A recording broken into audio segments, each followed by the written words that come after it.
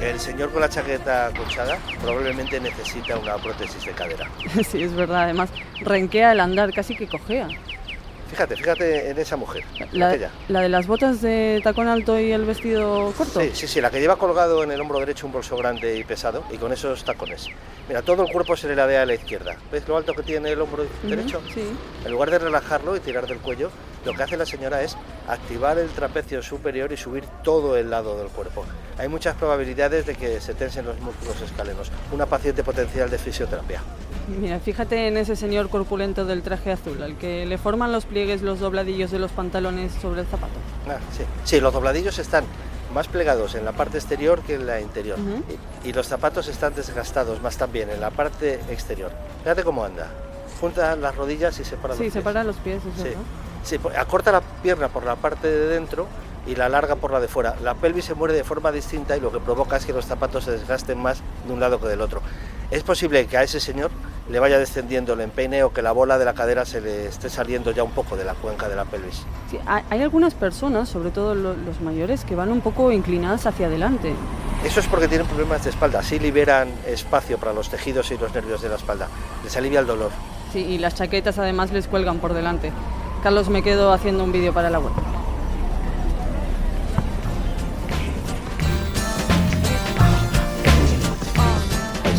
Vídeo de Valentina Rojo, que es un reflejo de cómo andamos actualmente, está ya en la página web y Carlos López Tapia está aquí. ¿Cómo estás, Carlos? Buenos días. Hola a todos. Bueno, dejo claro ya que no soy Sherlock Holmes ni el médico en quien se inspiró Conan Doyle para crearlo. Esto que hemos hecho ahí en la Plaza de Callao se llama el test de la marcha y lo he aprendido a través de una colega norteamericana del director de fisioterapia del Centro Médico de la Universidad de Columbia, un bailarín que se lesionó levantando a otro y ahora es una de las personas que más sabe de esto. En la historia mal contada, Miénteme Cine de hoy, vas a tocar un aspecto difícil para el cine cuando nos propone viajar al pasado, y da igual que sea el mundo griego, que el español, el siglo V, el XVIII... Sí, da exactamente lo mismo, porque son cosas tan básicas como la manera de movernos o de andar o de saludarnos. Esto es casi imposible de reproducir en el cine convencional, en el supuesto caso de que siquiera lo intentaran, ¿no? Influyen, de hecho, muchas cosas como la ropa, el calzado, los trabajos, sobre todo las costumbres. Este especialista que te comentaba en problemas al andar comenta, por ejemplo, que en Israel o en la comunidad judía más ortodoxa se ha encontrado a menudo con un problema específico. Al pedir a sus pacientes que anduvieran rectos para mejorar sus dolores, algunos renunciaban porque, según su ley, se debían adoptar siempre la postura humilde, que implica encogerse sobre sí mismo e inclinar un poco la cabeza y el tronco hacia adelante. Quedan además muy pocas huellas del mundo de gestos y posturas que ha ido cambiando con el paso de los siglos. Y tampoco es necesario retroceder demasiado para darse cuenta de esto. Mira, nadar, por ejemplo. Nadar. Todos hemos visto estas imágenes. Unga. ¿Qué? Nadar. Muy bien. Tarzán y Jane, que se va a tirar al río a nadar. Vemos a un cocodrilo inmenso. Jane también lo ve y pide ayuda a Tarzán. Y ahí llega Tarzán, que lo va a convertir en piel para zapatos. Son imágenes en blanco y negro que cualquiera puede ver ahora mismo por internet. Tarzán nadando como la máquina de nadar que era Johnny Weissmuller, más un poco de aceleración artificial de las imágenes, ¿eh? Pero observa cómo nada. Con la cabeza y casi medio cuerpo fuera del agua. Sí, y no es que Tarzán nadase así por decisión de Weissmuller o del director, es que a Kroll se nadaba así hace un siglo, y era él como había ganado las medallas olímpicas que le dieron el personaje que marcó toda su vida. Hoy se mete la cabeza en el agua y no se sacan los pies al batir, pero si alguna vez se le hace una película biográfica, debería de nadar de esa manera, sí.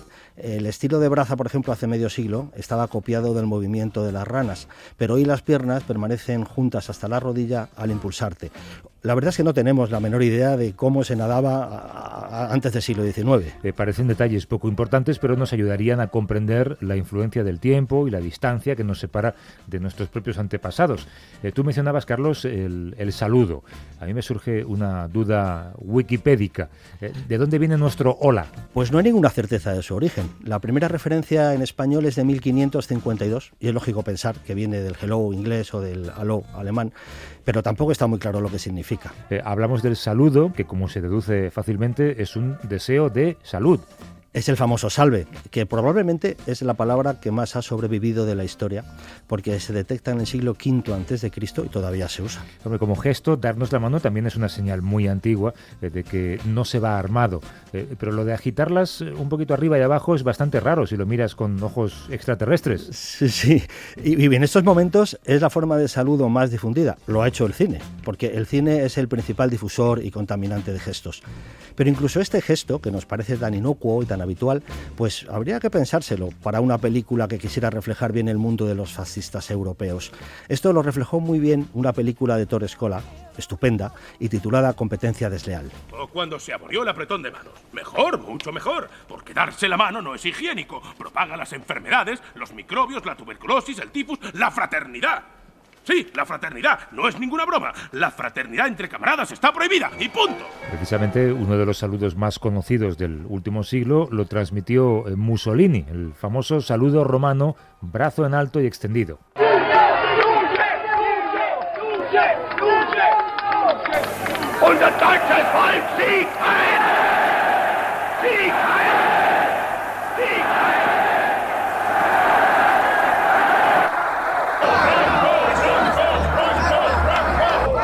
En 1922 Mussolini hizo obligatorio este saludo romano en señal de adhesión al régimen y Europa acabó llenándose de brazos en alto. Mira, la mitad de los saludos históricos del cine tienen a los romanos como referencia, pero el brazo en alto no era un saludo habitual entre romanos.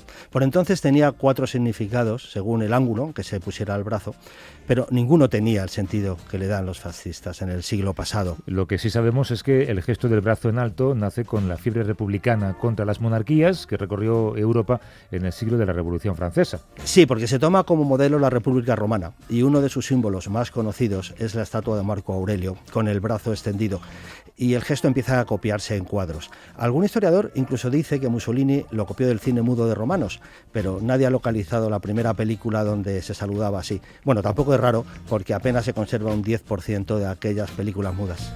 Todos conocemos otro saludo romano, que es el de tomarse por el antebrazo, ¿no? En plan amigo machote. ¿Tampoco tiene ninguna base histórica este? Ninguna, más que la pantalla.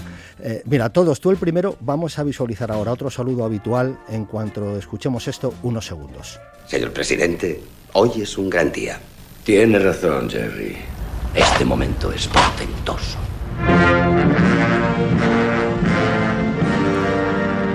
A ver, ¿qué estás imaginando? Bueno, pues claramente un presidente de Estados Unidos con el brazo sobre el pecho, la mano en el corazón, más o menos como saludan a sus jefes los soldados romanos. Bueno, pues lo siento, pero resulta que tampoco hay ninguna referencia de esto entre los romanos. ¿Me vas a decir que los romanos se daban besos? Pues no se sabe, pero sí que de habérselo dado no hubiera sido en la mejilla, sino seguramente en la boca. Mira, vamos a olvidar esa imagen y así podemos seguir disfrutando de las películas de romanos. Bueno, lo que sí te puedo decir es que el saludo del presidente americano era brazo en alto desde el siglo XIX, pero se cambió por el actual en 1942, porque era muy poco conveniente verle saludar igual que los seguidores de Hitler, Mussolini o Franco. Eso fue lo que cambió la historia de este saludo. La historia ha dejado algunas diferencias porque aquí resulta incómodo retirar los símbolos franquistas, mientras que en Italia y en Alemania hacer este saludo te puede costar casi 1.000 euros de multa y la reclusión de 6 meses a 2 años en la cárcel. Viendo el pasado en el cine, la verdad, se diría que nos movemos y hacemos casi los mismos gestos hoy que en los siglos anteriores. Incluida la manera de andar. Incluida, porque... Mira, uno de los padres de la antropología, el francés Marcel Mauss, se puso enfermo en Nueva York a principios de los 40, se aburría en la cama del hospital sin tener nada que hacer y se fijó en la manera que tenían de andar las enfermeras.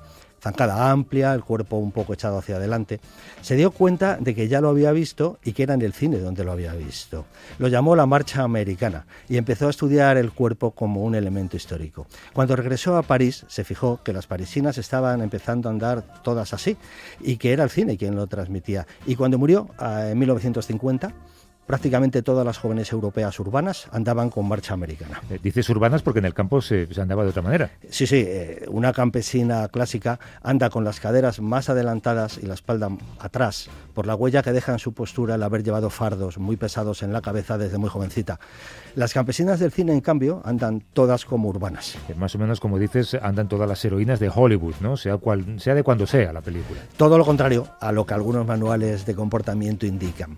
En el siglo XIV, por ejemplo, se escribe que las mujeres deben andar en público con dignidad y modestia y no, abro comillas, de manera impúdica, con ojos inquietos y el cuello tendido adelante como un ciervo fugitivo, mirando a un lado y otro como el caballo que huye. Cierro comillas. Y si nos venimos a la época actual, hoy se enseña a desfilar en los ejércitos, pero a andar solamente en una profesión que yo sepa.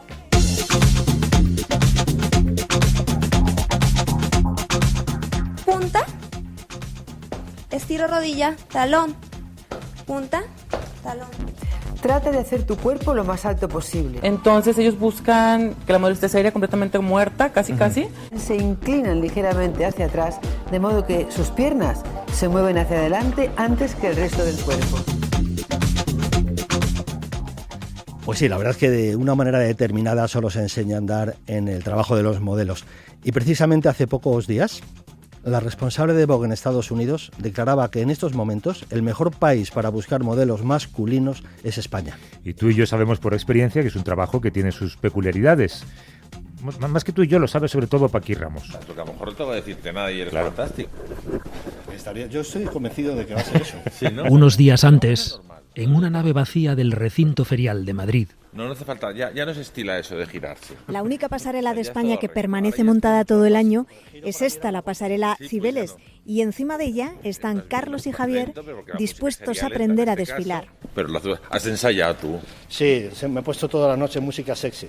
¿Sí? Perdona un momento, Fernando. Teo, ponnos un poco de música aquí. No tarda nada, es muy rápido. 5 segundos, 3, 2, 1, ahí está.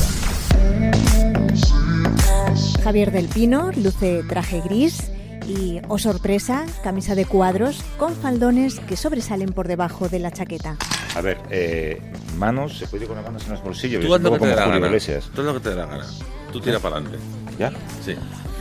Tú tira para adelante. ¿Así? ¿Arranco aquí? Sí, arrancas ahí. Giro. Giras. La gente me mira, me aplaude. O no te aplaude, depende, y te vas directamente. Joven, moderno, desenfadado y una actitud que dice, ¿a quién le importa? Solo es moda. Carlos con camisa azul, pantalones casual, eso sí, bien apretaditos en la cintura. Te falta un poco movimiento en los brazos, que estabas como si te hubieran puesto dos pesas en los brazos y tú que has quedado muerto. Sí, un poquito hombre de negro, ¿no? Sí, un poquito hombre negro o hombre malo, un poco robótico. Y saludo. No saludas a nadie. Esto, aquí no hay que saludar. Esto es una cuestión de tú eres una percha en el fondo y al cabo. Como percha bien, estás bien. ¡Wow! Eres tope guapo. A lo mejor puedes ganarte la vida con eso. ¿Con qué? Con ser profesionalmente tope guapo. Con ellos está Fernando Merino, exmodelo y director de la Agencia 1, que es la primera agencia de modelos de España. Y por lo que veo, está siendo demasiado benevolente con ellos. Muy bien, perfecto. Es que no hay que daros pautas. Es lo que buscan es toda naturalidad y nada de cosas excepcionales. Pero hay hombre, que no andes con chepa, claro, que no andes sí cojo, que no hay andes... gente cuando la vemos andar en pasarelas como que va de manera muy voluptuosa y agresiva, ¿no? Como... Pero eso no hay que esté bien. No. Hay veces pero que... parece que es como la moda, ¿no? Hacer eso, ¿no? No.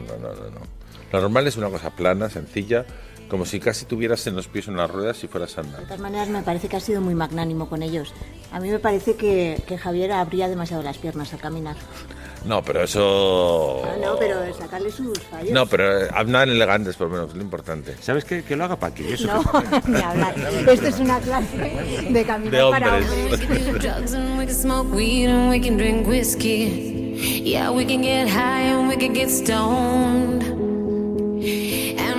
Queremos agradecer a los responsables de IFEMA que nos abrieran la pasarela Cibeles solamente para nosotros. Sí, mucho, hay que agradecérselo mucho. Sí, subimos la foto a la web porque es curioso ver esa gran pasarela medio dormida, ¿no? Sin las luces encendidas, solamente para nosotros. Pero bueno, Carlos, ¿qué conclusión sacaste de esa clase que nos dio Fernando Merino? Bueno, personalmente que me faltan 10 centímetros y en general que la pérdida del giro y vuelta es una pena. Yo tiré 2 cuadros del pasillo de casa practicando hasta girar con estilo. Bueno, yo creía que era estilo por lo menos.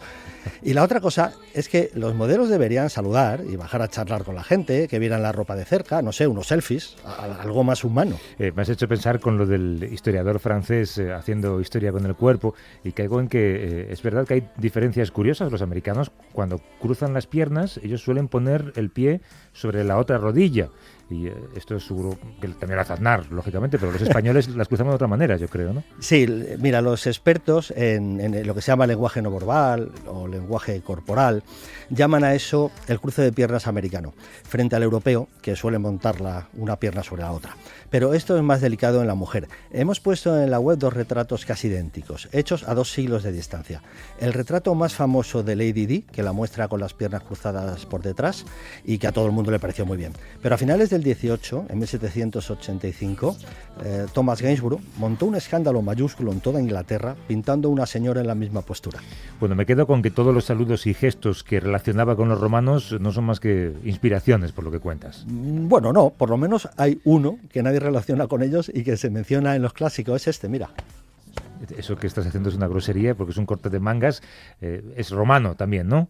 Sí, y con ese mismo sentido de grosería. Se relaciona con un sargento llamado Cafo, que ha dejado en el italiano el término cafone, que es precisamente grosero. Pero hay otro que te va a sorprender más todavía. ¿Qué me dirías si vieras en una película del Renacimiento, por ejemplo, a un actor hacer una peineta? Pues que un ex tesorero del PP ha encontrado trabajo en el cine. Bueno, pues ese gesto que diríamos que es moderno, hecho con un dedo u otro, existe en toda Europa occidental desde hace 6 siglos. Su origen está en los famosos arqueros ingleses del siglo XIV que dominan los campos de batalla de Francia. Cuando son hechos prisioneros, aunque se negocie su rescate, sufren una amputación. Sí, les cortan el índice o un par de dedos para inutilizarlos como arqueros, esto sí que se sabe. Sí, pero no es tan conocido el que por eso, precisamente cuando los ingleses asediaban a los franceses, les enseñaban el dedo para decirles lo que les esperaba. Y ese gesto desafiante, esa peineta medieval, sigue entre nosotros con el mismo sentido, aunque ni pintores ni escultores lo consideran digno de inmortalizarse. Tampoco me imagino hoy una pintura o escultura con nuestras groserías, pero la fotografía y el cine sí que dejarán huella de esto para los historiadores del futuro, ¿eh? La dejarán, y bueno, yo diría que incluso demasiadas. Corremos el riesgo de que lleguen a una conclusión histórica tan equivocada como la que tenemos nosotros a veces con ellos, ¿no? Bueno, pues Carlos, tú con tu cinturón y yo con mis sandales, ¿volvemos a la pasarela? Vale, pero esta vez no paseamos nosotros. Señoras y señores, bienvenidos a la velada más importante del mundo de la moda, los Fashion Awards. Por favor, haz la pasarela tú. Venga, venga. Un poquito más recto, Fernando. No mires a la cámara, no mires a la cámara. No miro a la cámara. ¿Qué es lo primero que le dices a un chico cuando vas a valorarlo para tu agencia? Primero les tomo las medidas, que es lo más importante, que tengan unas medidas, las que pide los clientes. El hombre, lo normal es mínimo un 84. Bueno, y una vez que has tomado las medidas de los modelos, ¿qué es lo siguiente? Se les hace una prueba de fotos, que es antiguamente cuando bueno, sigue existiendo, pero no se utilizan por el precio, que es muy caro utilizar la famosa Polaroid, que se hacía antes, y ahora se hacen digitales, que son seguimos llamando Polaroids para abarcar lo que son fotos sin importancia, como si fuera un fotomatón, por decirlo así, para ver un poco qué características físicas dan y cómo dan en cámara, si son fotogénicos o no. No todo el mundo es fotogénico, aunque sea muy guapo físicamente en persona luego. Ahora mismo, ¿cuál es el modelo tipo que más se pide? En España, hablamos de España siempre, obviamente, a día de hoy, que donde estamos, sigue gustándoles el tío guapo, clásico, de toda la vida, que gusta a hombres, mujeres y perros y gatos, como digo yo. El límite de edad ocurre lo que en las mujeres acaba muy pronto, se extiende más. ¿Hasta dónde llega? En el hombre puede ser muy largo, el hombre puede llegar tranquilamente hasta los 40, 50 sin problema, incluso 60, porque hay mucha publicidad, etcétera, para el hombre. En cambio la mujer no, la mujer cambia más, y porque la mujer, no tienen límite en cuestión de que pueden seguir siendo guapas, siguen siendo atractivas, interesantes, y pasan de moda a publicidad, realmente. Como el hombre también, pero el hombre hay más moda de hombre, hay hombres, puedes ver campañas de hombre con tíos de 40, 50 años y campañas de mujer de 40 años muy limitadas y muy pequeñas. Mirar un momento estas imágenes. ¿Sabe que le sienta bien? Debería llevar siempre mi ropa. Ya lo vengo haciendo. Tiene un aire tan delicado, como si siempre hubiera vivido entre flores. Su cara tiene gancho. ¿Qué quiere decir tener gancho? Suele decirse de las personas que tienen cierto encanto. Oh. Sí, eso es. Gracias. Audrey Hepburn es una leyenda de la moda porque desde el primer momento dijo que ella se negaba a que la vistieran, que aceptaba todo tipo de recomendaciones, pero ella decidía lo que se ponía y cómo se ponía. Tenía una forma de andar además muy particular porque había intentado ser bailarina de ballet en Londres de pequeña. ¿Hay leyendas de la moda hoy? ¿Cuáles son las leyendas que circulan en este mundo? Pues diseñadoras, pues, como dirán, que era redactora de una revista, pues obviamente pues Coco Chanel, o sea, hay muchas leyendas. Anne Wintour, a día de hoy ya es una leyenda aunque esté viva todavía, pero yo creo que es la gente que trabaja en moda y que tienen poder o que tienen una historia detrás. Es cierta toda esa leyenda, toda esa parafernalia, toda esa dificultad, todas esas historias que se cuentan sobre modelos, sobre pases privados, sobre un mundo también muy lleno de rock and roll, de sexo y de drogas. Bueno, no. Pues te puedo decir que en 27 años, pues a lo mejor habrá habido 3 veces que nos ha sonado aquí algo raro de una llamada o de un email de que necesitan modelos y hemos dicho, mira, no tenemos para esto porque no nos gustaba, no sonaba bien. Es para lo que estamos nosotros, justamente. ¿Se está ganando la guerra contra la hiperdelgadez? Yo no estoy de acuerdo con toda esa historia de la hiperdelgadez personalmente. Es cierto que algunas modelos, chicas jovencitas, ha habido que han tenido la enfermedad de la anorexia. Y está claro que no es la culpa de que quieran ser modelos, justamente es una cuestión de más personal, de familias, de la persona en sí directamente. Creo que la moda pues exige gente delgada, pero la gente es delgada por naturaleza. Una chica de 17 años, 18 años, tiene unas medidas y un peso y unas características determinadas que una misma mujer con el mismo volumen físico, con 25, pesa más por lógica. Ya, pero una de 17 quizá que no es delgada, quiere ser como esa chica que es delgada y la única manera que tiene para conseguirlo es no comiendo. No, pero es que eso es erróneo, eso quien se lo aconseje. Pero el mundo de la moda... no conozco a nadie que haya dicho, tú no comas para estar delgada. No digo que nadie se lo aconseje, pero que ella misma se lo imponga. Bueno, pero para eso, al ser menor de edad o ser joven, tienes gente alrededor tuyo que tiene que aconsejarte y tiene que dirigirte. Pero el mundo de la moda, Fernando, sí que parece haber asumido una cierta responsabilidad en la extensión de ese modelo. Porque han tomado medidas o han dicho que iban a tomarlas. Y en algunos casos las han tomado. Bueno, sí, las han tomado pues porque les ha interesado a la sociedad, le ha interesado a la política seguramente, o le ha interesado a poner esos medios para decir estamos solucionándolo y que haya otras personas que se callen seguramente. Pero no... O sea, ¿crees que no hay un interés real por aportar una solución a un problema que es social ahora mismo? La solución es mucho más importante, es concienciar a la sociedad, concienciar a los padres, concienciar a las personas responsables reales de esos jóvenes que tienen esa enfermedad, a cómo solucionarlo y cómo educarles muchas veces. Moon River and me. Muy bien, Fernando. Muchísimas gracias. Muchísimas gracias. A vosotros. Chao. El estómago. Hay que eliminar grasas. Hay que eliminar los azúcares, las harinas. Hay que eliminarlo todo. ¿Puedo ofrecerle algo? ¿Tomo un café? ¿Una pata de cordero?